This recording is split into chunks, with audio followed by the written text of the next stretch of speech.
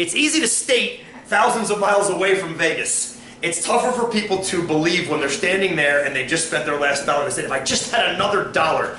I witness it if I stop in like a 7-Eleven or something like that, people are buying scratchets. Have you ever seen people when they go to they buy a scratchet, they lose, they buy another one, they buy another one, they buy another one, they finally hit like, I won!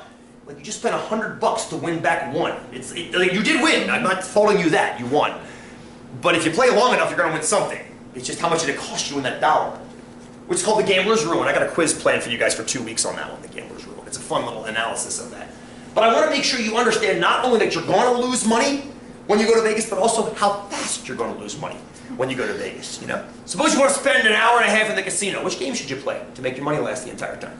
Craps. Okay. Most likely, yes. Craps, roulette's a close second. Yeah, but why? And we'll get into all that. We'll get into all that today. What's the better, Rich? Go ahead. Blackjack. No, game's a chance, sister. Game's a chance. I can't talk about games of skill. Poker, blackjack, those all involve some kind of interaction with a player controlling the game. And I can't measure that because it depends on how good the player is. That's a very good question. Roulette, craps, put us in well, Checkerlot. Let's talk about this one. But yeah, I can't talk about the ones where you have to know when to stop and start the game because they're different variables. It's very, very cool. And it's tricky. It's because it's conditional.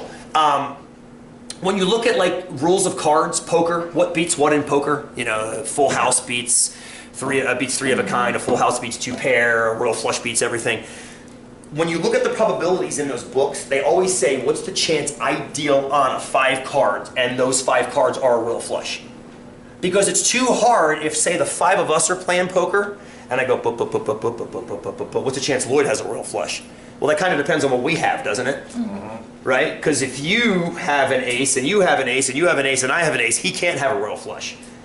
But if we don't have that situation as a conditional probability, he does. So it becomes too hard of a theoretical problem. That's why we have to kind of leave games like that alone and go strictly with spin the wheel, drop the ball in, where does it land?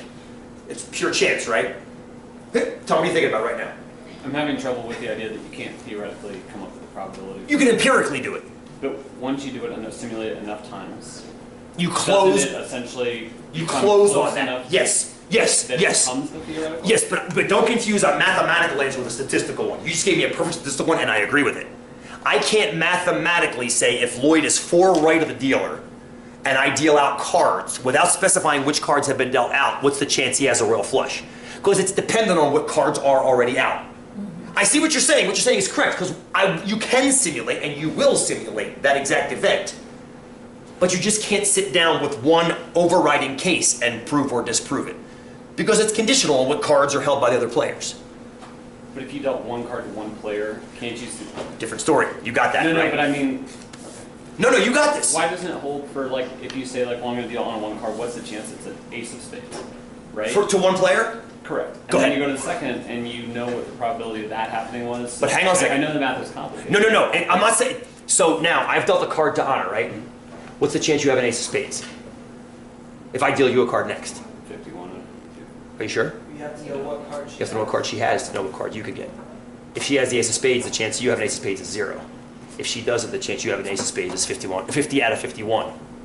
Or 51 out of 52, 50 out of 51, I guess. It depends on what came before. It's the project you just turned in, isn't it? Yeah. It's the project you just turned in with the respect of, did you put the card back in the deck before dealing it back to you, or did you not? And that's where it gets fun. That's where it gets fun. You see what I'm getting at? I love where you're getting, because what you said is correct. You just simulate it hundreds of thousands of times and look for the average outcome, which we're about to do here. I promised you 5, I'm more like 6, but we're going to do that here. I love what you're saying, Tom. It's 100% correct. It's just you can't do it without any uncertainty. You have to run simulations to get those numbers. Or be really good at counting cards, which I'm not myself. Okay. Are you sure? I don't want you to accept it because I'm sure I don't want you to. Well, good. And if you bring the question up again, if you're not sure at some point, I don't want you to accept it just because I'm telling you this. I think about this all the time.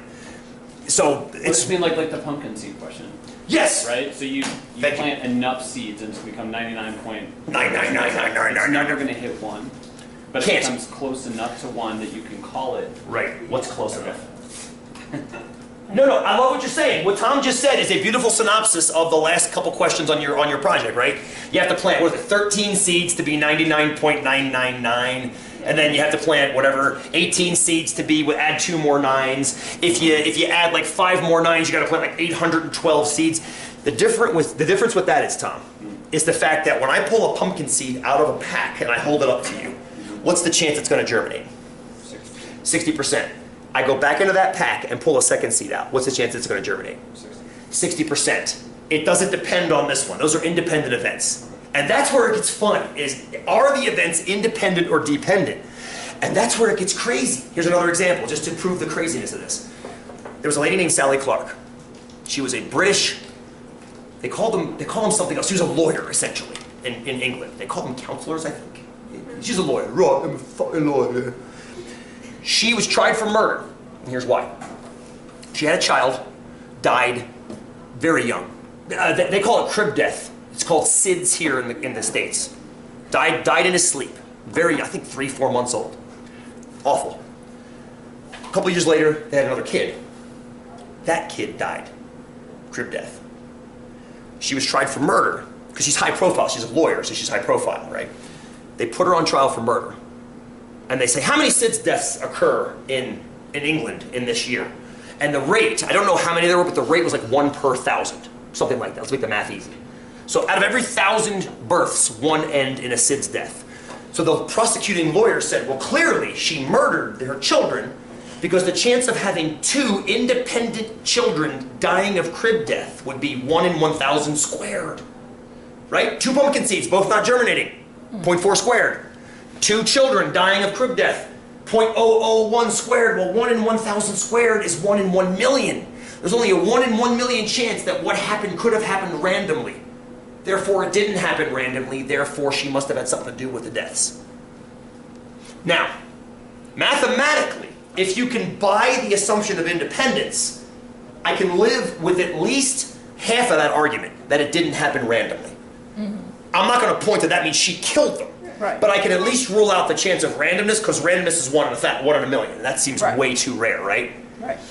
But the bigger problem I had was the fact that they assumed the 2 deaths were independent of each other. Because if you did a little bit more digging, which they finally did, it turns out there were also 7 other cases in England of people having 2 children die of SIDS over a long time period. So she wasn't the only one. So all of a sudden it goes from 1 in a million to 1 in 7. And the fact that there's actually a genetic marker that makes certain children predisposed.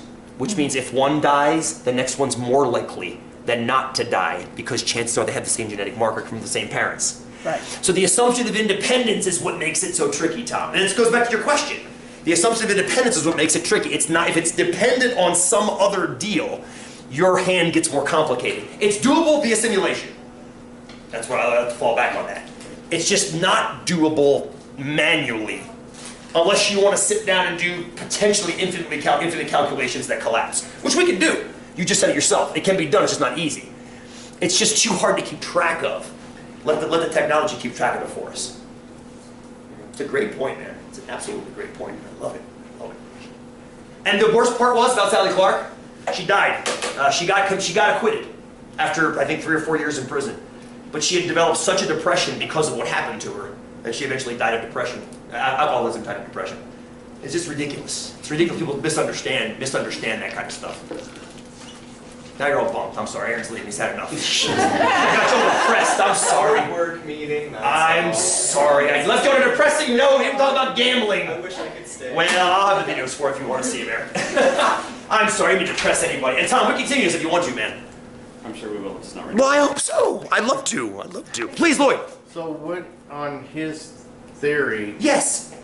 now is that why they call in blackjack counting the cards? Because you know the probability of what's left? You know more of a chance of what's left based on what you can see. So in certain cards like Texas Hold'em and Blackjack, you can see what certain players have. There's a great scene in, it's a Matt Damon movie, I can't remember it now. Rounders. Is it Rounders? I haven't seen it, but I've seen the scene where he's going around the table. He's like, well, I know that you needed the blah, blah, but the professor over there folded back at round 2 and blah, blah, and he starts going around and saying the cards that were up and then got put down, he remembered where they were. So in other words, if he can deduce by what he's seen that there are no aces over here, that means you still potentially could have one. But if you saw one of those or can deduce, it's one of those crazy logic games at that point. Yeah, then you could start doing weighted probabilities and likelihoods. It's what the book Bringing Down the House was based on, the movie 21. Same exact idea, keeping track of what cards were seen out. If you see a bunch of 10s coming out, that means there aren't a bunch of 10s in the deck. If you see a bunch of kings and queens and jacks and 10s disproportionately higher, that means there's disproportionately lower numbers of them left in the deck. So yeah, that's kind of counting cards. I think the difference is Tom is saying the correct thing. We can get to the probabilities asymptotically, I think is what you're getting at. And I am not disagreeing with you, you're 100% correct. My interpretation mathematically is we can't get to them exactly. And I said, I think we're both saying the same thing. I think we're saying the same thing, just coming at it from two different ways, I think.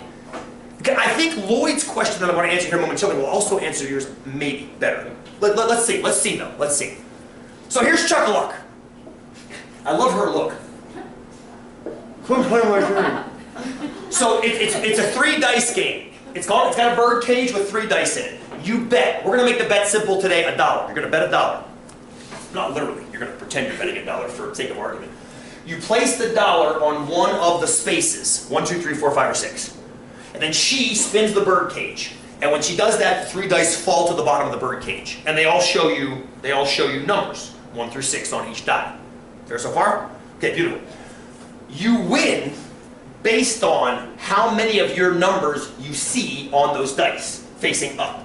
So I said, without loss of generality, we're going to bet on 5. It doesn't matter what we bet on, right? 5, 1, 6. They all have the same likelihood of showing up. So you're going to bet on 5. So you put your dollar on 5 right there. She spins the bird cage. Here are the lists of how many 5s you could see. You might not see any. You might see 3, 4, 3 or 1, 1, 1. In which case you should have bet on 1. You know, whatever. You might see 1 5, like 6, 6, 5 or 3, 4, 5 or 5, 1, 2 or whatever. You might see 2 5s. 5, 5, 1, 5, 3, 5. You might see all 3 5s. 5, 5, 5. That's how much you win for the varying payouts. So, if you don't see any of your number, you simply lose your ante. You lose the dollar you bet, you walk away. Or you keep playing, depending. If you see one of your 5s, you win $1 back, 1-to-1 payout, which means you pay off your ante. You paid $1 to play, you get $1 back, you profited nothing. Fair? Good. If you see 2 of your 5s, you win back $2, 2-to-1 payouts, which means you profited $1 because you paid off your ante plus 1. And finally, if you hit all 3 5s, that means they give you 10-to-1 payouts, which means you clear 9. Understand the basic rules? Basic rules of the game. Good. What's your average winnings for this game? What are your average winnings for this game? On average, what are you going to win? On average. Give me some initial gut feelings for this one. On average, Sandra. $1. $2.75. I love this. I got 2 answers. We're going to win $1 on average. We're going to win $2.75 on average. Give me some more ideas. $3. $3. This side of the room is 0. 0. Andrew says 0. It's like Price is Right. $1, Bob. Or whoever's supposed to be Price is Right now. Bob's dead, isn't he? Anyway, so we got $1, $2.75, 3, 0. Anybody else? $2.25. Explain your numbers. Caitlin, $2.75. How come? Well, the average is all of them divided, whatever. Okay, so what you guys did, I think, Tom, you did something similar, I guess. You did this plus this plus this plus this divided by 4. Yes? Yeah. So that would be, those would cancel. That's a 0. So 9 divided by 4 is 225. But you don't have as much. Wait, Anna, you don't like that? It's getting free. Wait, hang a second. Andre and Anna don't like this. What don't you like, Andrea? You don't have Andrea. you can't- Andrea's other you class. have 3 of something. and that's Okay, if we were to add up and divide by 4, we're making an assumption, right? We're making the assumption we have a 4-sided die. Oh, you know what? We're making the assumption we have a deck of cards. And we're dealing out a card. If it's hearts, you lose $1. If it's diamonds, nothing happens. If it's, what did I say? Spades, Yeah. you win $1, and if it's clubs, thank you, you win 9. Is that what actually happens? I'm guessing no. Because let me ask you a question. What's the chance? This is obviously the one we want, correct? We want this one. What's the chance it happens? 1 in 260. How dare you, sir? 1 and 216, he says. 1 and 2. How did he get that? Think back to yesterday. Or when I say yesterday. Yeah, you guys got this. Think to your project and also think to the discussion we had in class on Tuesday. How many outcomes for 1 die were there? Do you remember? 6. 6, right? 1, 2, 3, 4. And there were 36 outcomes for 2 dice. 6 times 6. And then you add another one. There are 216 outcomes for 3 dice. 6 times 6 times 6. It's your project all over again. Not to bring that. 6 cubed! And if there were 4 dice, it'd be 6 to the 4th. And if you're playing Yahtzee, it's 6 to the 5th. It's fun. Yahtzee's different because you get more than 1 roll sometimes, but this is for 1 single roll. So out of 216 outcomes, only 1 of them is 3 5s. So the chance of that happening is 1 in 216. That means the chance of all the rest of it is 215 out of 216. Now, how is that spread out? What's the example? What's the chance of getting 2 5s and something else? What's the chance of not getting any 5s? Now, this is a very, very... Go ahead, Tom. Go ahead. What's on your mind? Nothing, just doing that. Just doing math. Good for you. Good for you. I want to save the literal, pure mathematical math for now. And I want to simulate this game by playing it a few thousand times to watch the game present itself to us. We can always come back to our pure math, and I want to. But right now, I want to let the game present itself. Okay? So let me do this. Close you out. Chuck. Here we go. What I've done is I set up a Chuck player for us with a graph. All right, here she is. Let's start it up again. It looks like my